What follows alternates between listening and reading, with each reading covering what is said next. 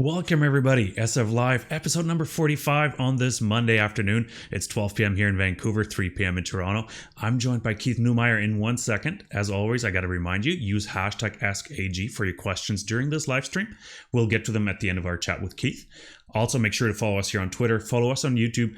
Make sure you subscribe to our channel and hit the like button, subscribe button. That way you get alerts when we go live.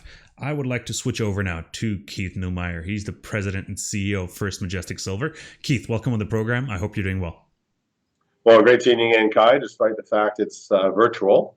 Exactly. No, it's we can't do anything else right now. I was downtown last week and it was dead quiet still. Half the restaurants and coffee shops were closed. So we're sort of bound. Well, they're opening now. We've gone out for dinner, I think, 5 or 6 times in the last couple of weeks, so it's kind of nice. It is a welcome change. I went out to dinner with the wife, date night for first time on Saturday, so that was a very welcome change.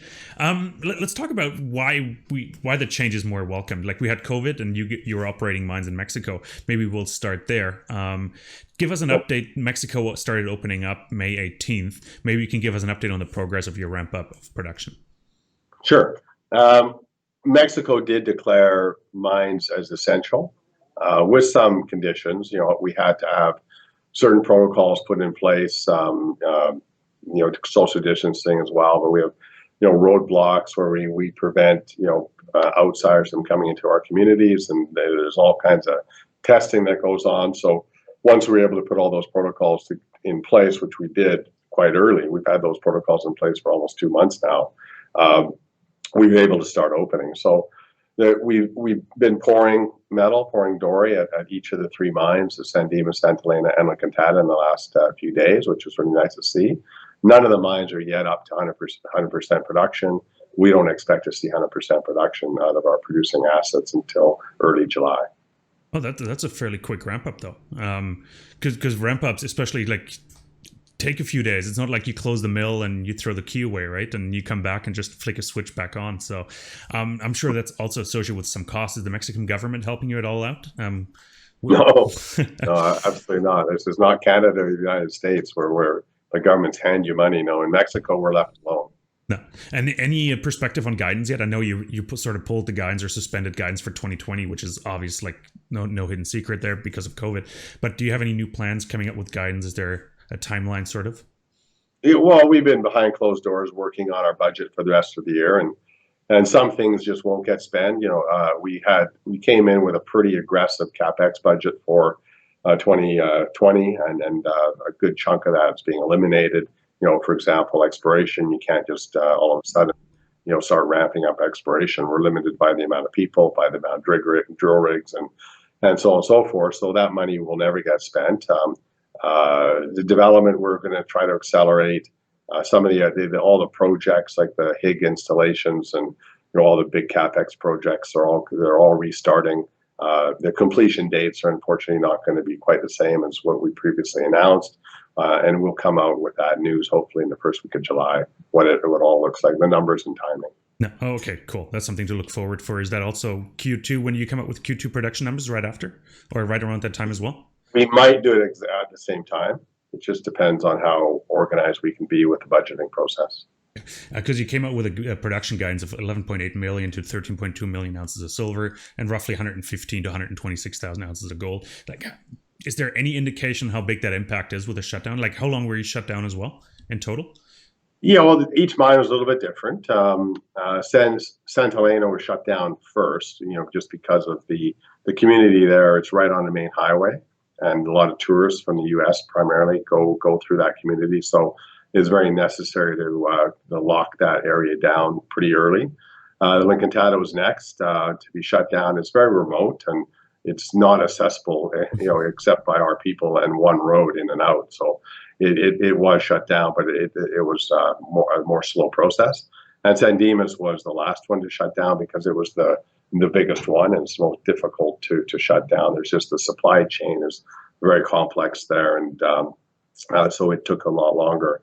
So combined, we lost probably about 30 to 45 days of production approximately. Okay, so in hindsight, it shouldn't be too bad going forward in terms of the production guidance. Impact shouldn't be too massive, you can assume.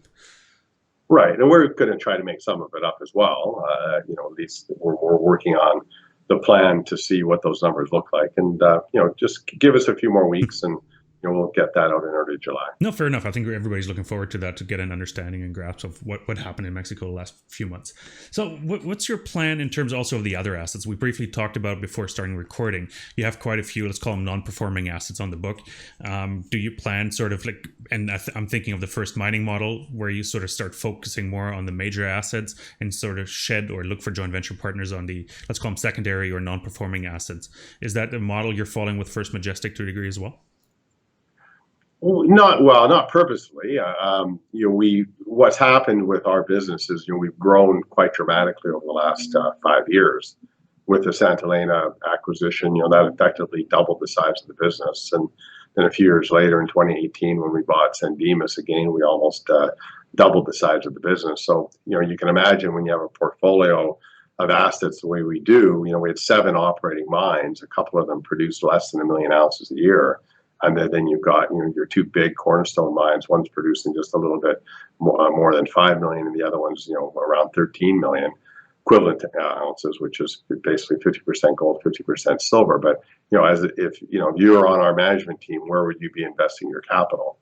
Right? It just makes more sense to invest the money into the bigger assets where you get the higher internal rate of return. And there's a limited amount of capital, of course, there's limited margins in the business, and we have to be very careful on how we invest our capital.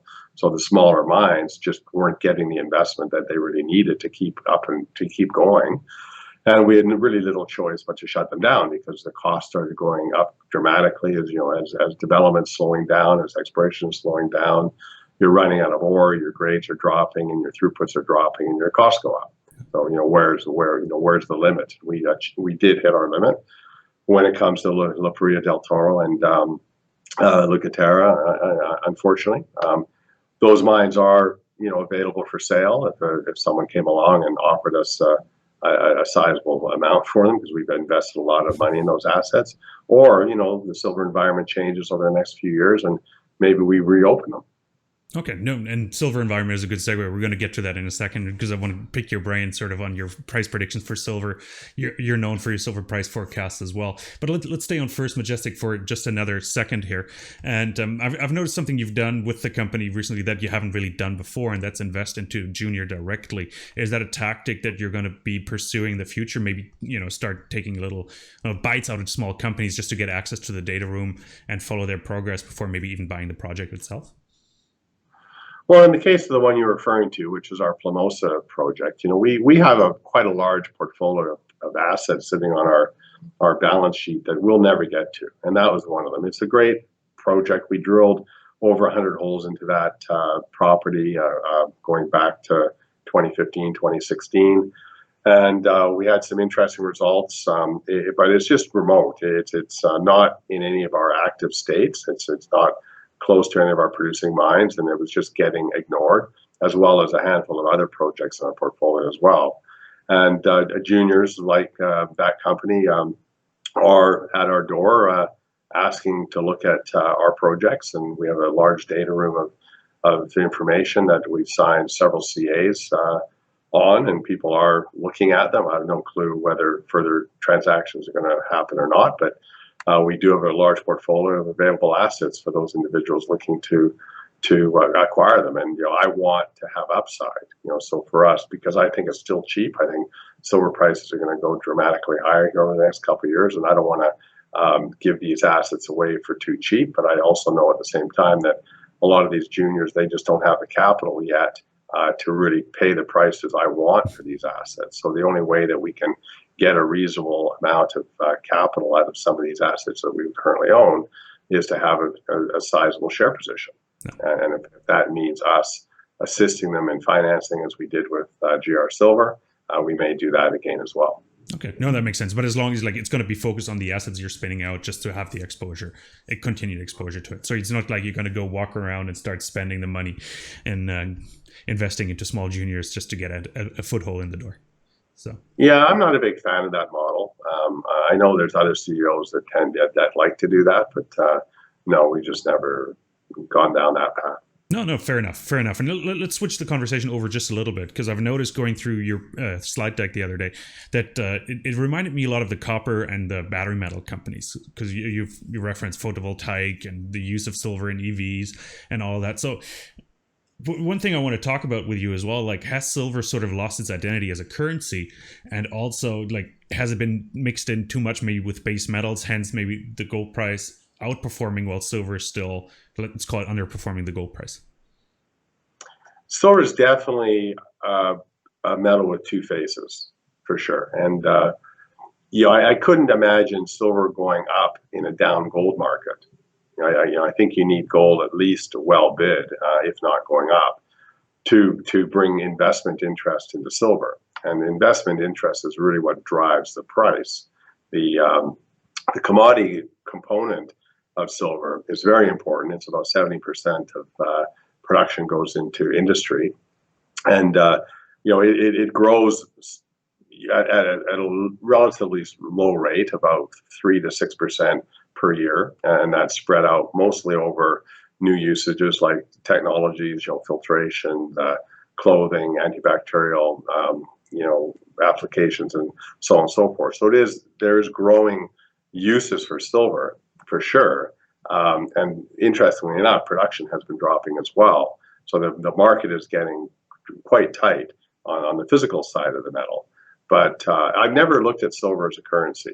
I didn't put this company together to trade off of my views of the U.S. dollar or the other reasons why you may want to own gold, because I do feel that everyone should own gold as well, but for a completely different reason why you'd own silver.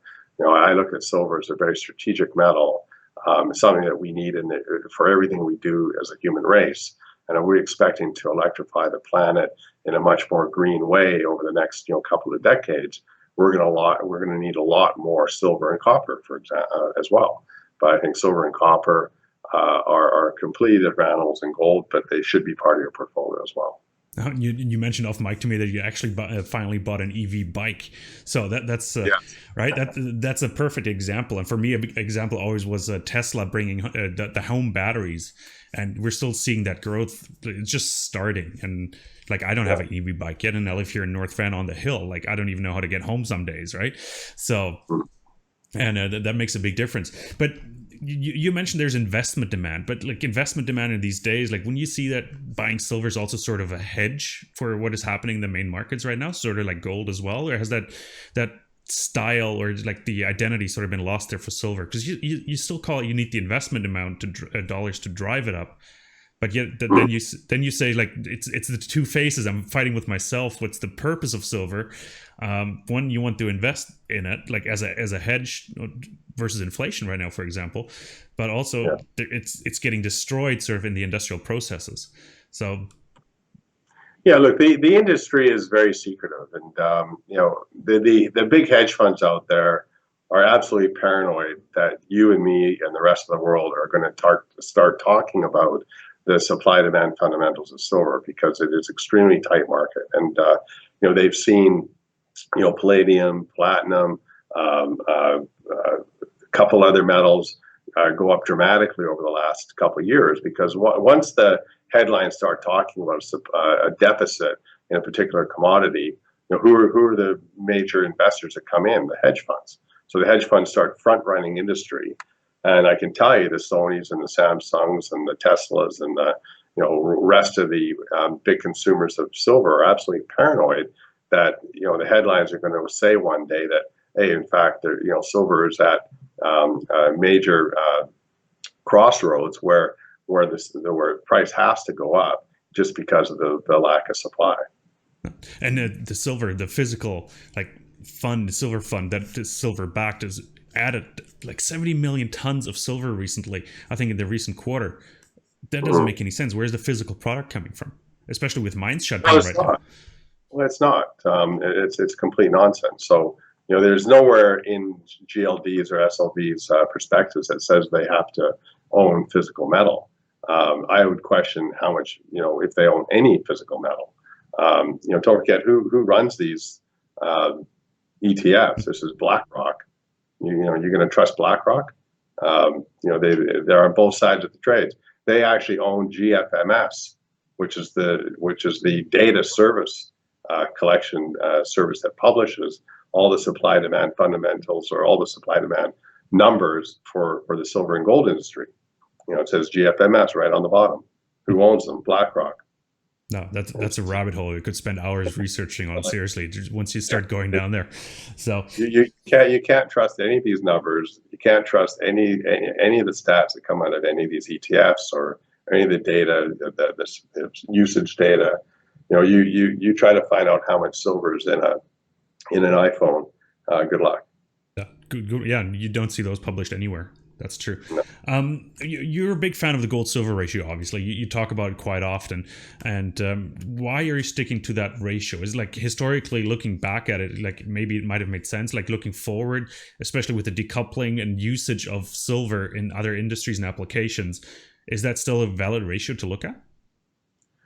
Well, I don't look at it as the financial ratio. I look at it as the supply-demand ratio.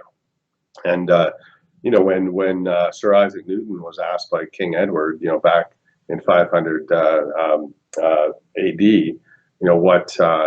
how do we value the pound sterling, and then they came up with a ratio of 16-1 because Newton said there was 16-1 silver to gold in the Earth's crust. That was a fair method of valuing the sterling, and that 16-1 lasted for hundreds and hundreds of years.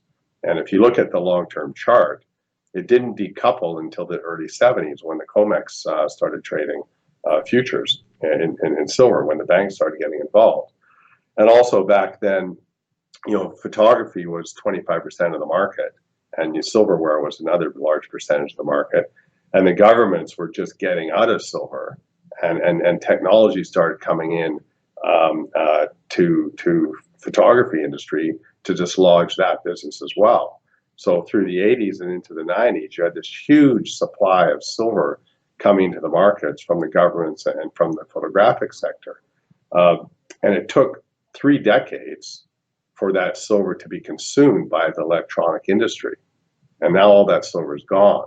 So the above ground hoards, and this, no one actually knows the numbers, but there was in the area what we know is about 5 billion ounces of refined silver available for sale in the mid 80s, when this whole situation was occurring.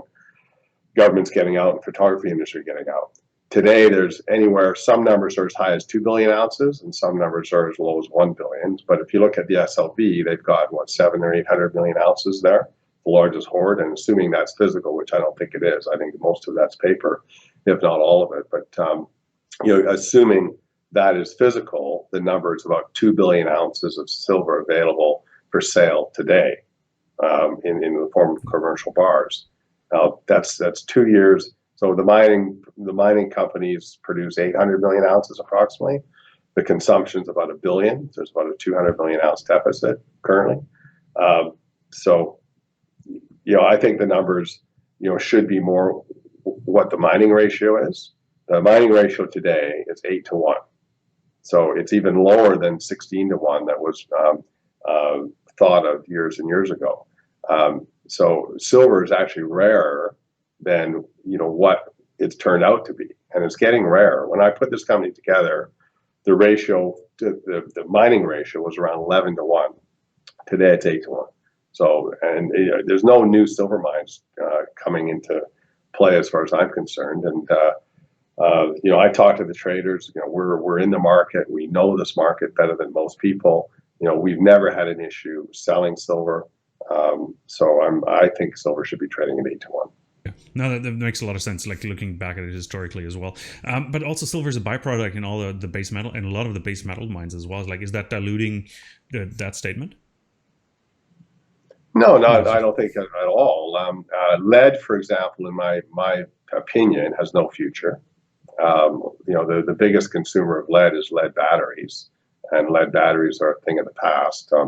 Most batteries are being converted over to LFP, lithium iron batteries.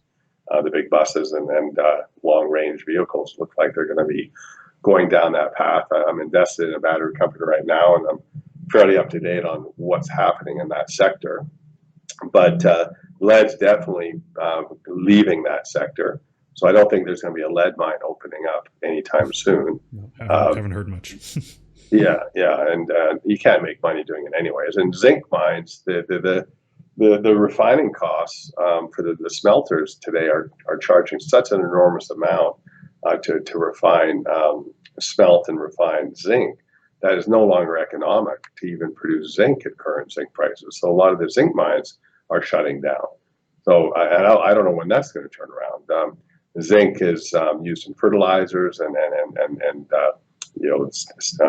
some metal applications for hardening purposes and so on and so forth. So there is a legitimate, real use for zinc, and some zinc mines do come with silver for sure. And as a zinc mine, you may not care so much about your silver, and you may just kind of toss it out to one of the streamers at some ridiculously low price. That does happen for sure, without a doubt. But I think that it doesn't impact the market as some people may think it does. Yeah, cool. I've got two more questions before we come to the quick question round here on Twitter. I could talk to you for hours about the silver price and silver market dynamics. It's really interesting. One thing is Pandora, the world's largest jewelry maker, and I mentioned that to you before we went live here, announced to switch using only recycled precious metals in their jewelry. What do you make of that statement? Like, we're both in gold and silver in the industry. We know where the gold and silver is coming from. Does that statement even make sense coming out of Pandora? Well, maybe it's a fantasy that they would like to achieve one day. I don't see how they could actually achieve it today at the current metal price, because this phone here, my little iPhone here, there's something in the order of $3 of silver in that phone. It's embedded so much into that circuit board that it's very, very costly to get out. I actually have personally invested in 3 recycling businesses here in Vancouver myself. One's bankrupt now. One's on the edge of bankruptcy, and one's actually doing okay. They all use different methods of recycling, extracting the metals out of the circuit boards, out of electronic components. But it's very costly, and it's really the gold that keeps that whole industry alive. The silver and the copper they get out of these electronics are just a byproduct that kind of keeps them, as I said, alive. But without the gold, they'd all be bankrupt.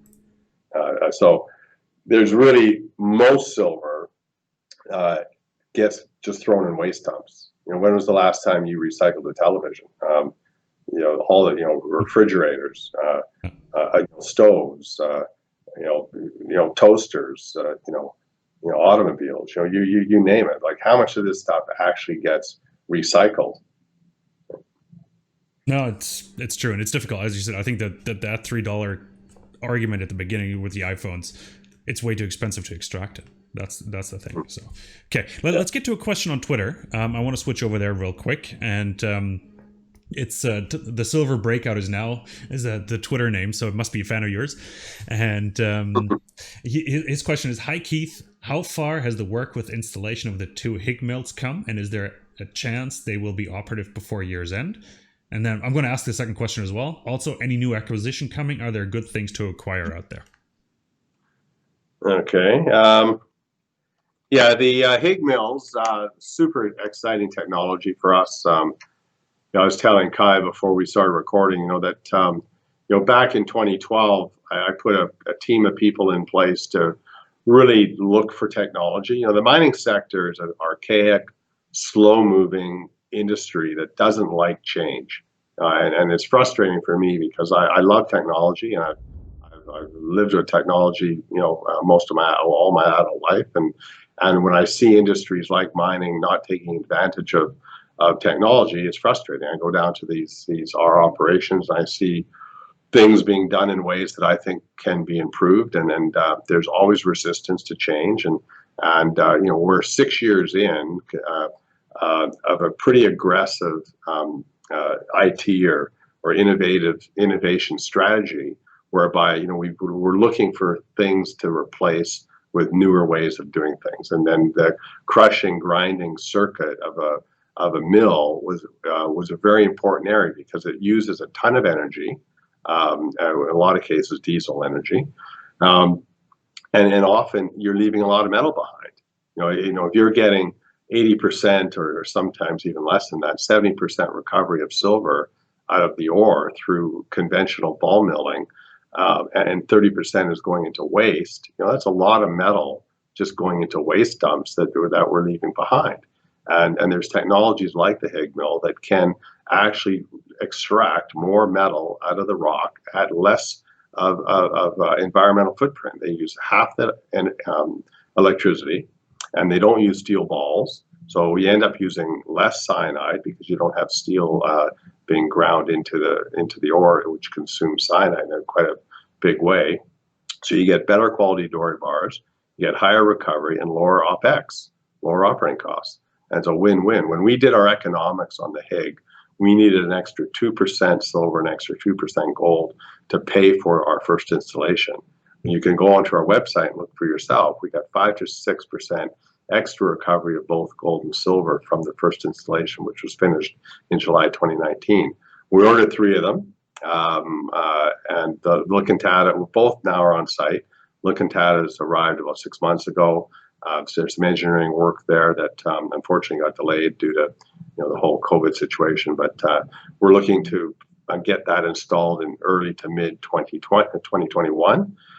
San Dimas got theirs just a couple of weeks ago, right during COVID. We actually got a permit from the government to transport this thing. So it came through the Panama Canal. It docked up at Mazatlan, Mexico, and got trucked on the highway on super wide trucks. 8-hour drive into San Dimas, and it was fantastic that they let us do it because there's no one on the highways. So we had no problems at all, no issues. It was a completely safe operation because this is a monster machine that they're dragging down these highways in Mexico. And it arrived, as I said, and it's going to be erected by the end of the year. I don't think it'll be operating by the end of the year. It was supposed to be operating, but I think we can safely say that it'll be operating in Q1. Okay, perfect. No, that's perfect. That answers that question. And you also had a second part of the question: is any new acquisition coming, and are there even any good things to acquire out there right now? Obviously, I can't say talk too much about M&A, but I think your listeners probably know that we know this industry, the silver industry, pretty thoroughly. We know all the players, and whether the smallest juniors or the bigger operators. We talk to a lot of them. We're in regular discussions, and we're always looking for ways to grow the business. The biggest challenge is to stay as pure silver as possible because these silver mines, as I've seen other interviews of yours, and silver mines are pretty rare beasts. They're just not around. There's most silver does come from other types of mining, whether it's gold or copper or what have you. It's a byproduct. So to get a full, get 50% of revenues from a silver from a mine is pretty rare, and we're unique to have a pretty interesting portfolio of very silver centric assets, and I'm trying to keep it that way, and it's a challenge. Now, are you going to stay Mexico focused, and then we'll wrap it up here? Yeah, no, look, we've been looking all over the place, more north of the border, not so much south of Mexico. Argentina, Peru, Bolivia. There's obviously some interesting assets, spread around, Latin America or South America, and we've kicked the tires for sure. But I'm preferring, probably north of Mexico. Okay. Very, very last question, and then I'll give you the opportunity to sort of put a bow around everything and give us a bit of an outlook as well. But you're holding quite a bit of silver in inventory and gold as well. And I'm curious, when do you plan to sell it? And that sort of segues into my very, very last question. Where do you see the silver price going? Obviously, you're bullish on it, but give us an outlook also then for First Majestic. I think that all ties in together. Yeah, we haven't been holding gold. The gold we've been producing, we have been selling. That's really been keeping the lights on and so on. The silver, we've been warehousing. We did sell some on this last run when it went through 18. So we got some pretty good prices for a good chunk of our inventory, but we still have a large inventory still that I intend to keep for further, increases in metal price. I know there's differing views out there, but I am a triple digit, triple silver person, and at 8 to 1 silver, that obviously puts triple digits to the price of silver. And it may sound pretty crazy when you're trading at $17 silver, but I'll stick to my guns on it, and I'm confident, or at least believe, that one day we'll see triple digit silver. When it comes to First Majestic, we're very much focused on innovations. We're looking at driving our costs down because we don't control the silver price. Despite my personal views that I think silver is going to go much higher here, I can't run the business like that, because if I thought silver was going to be $100 tomorrow, then we'd obviously be acting quite a bit differently, so I can't plan on that. We have to plan on lower metal prices. And so running a business, we always have to think of the worst. Yeah. So, so we're always looking for ways of improving operations through the use of technology, through doing things better, and reducing costs. Fantastic. Keith, thank you so much for your time. That was really informational. Really appreciate it. And everybody else, thanks for tuning in. Thanks for watching. This was SF Live, episode 45 with Keith Neumeyer, President and CEO of First Majestic Silver. Make sure to follow us on YouTube, Twitter. Make sure to turn on the alert buttons as well. That way you always get alerts when we go live with another interview. Keith, please stay safe, and I'm sure I'll see you very soon downtown. Yeah, well, thanks, Kai. Good seeing you again. Take care.